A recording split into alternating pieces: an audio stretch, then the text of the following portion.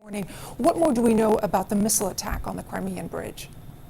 Yeah, good morning, Leila. We understand that this may have been 3 missiles in total. That's according to the pro-Russian head of Crimea, who talked about modified air defense missiles, S-200, being used. The Russian Ministry of Defense talks about 2 separate attempts to hit the bridge a couple of hours apart on Saturday afternoon. But of course, they say that they thwarted those attempts and there's no damage. I think, look, the Russian Foreign Ministry, in condemning the attack, said that the bridge was a piece of purely civilian critical infrastructure. That, I think, does not bear out in reality. That we know that this is really the only physical link between Russia and occupied Crimea, that it's a critical part of the war effort.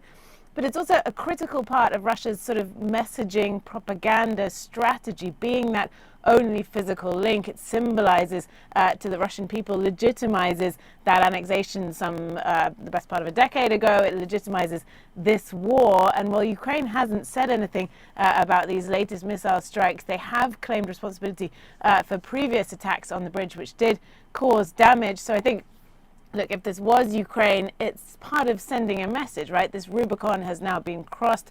The Crimean bridge they see as a legitimate target, not only to disrupt Russia's war effort, but to get across that message that they see this as an illegitimate bridge, that Crimea, they still want to take it back. And that is part of the strategy here, Leila.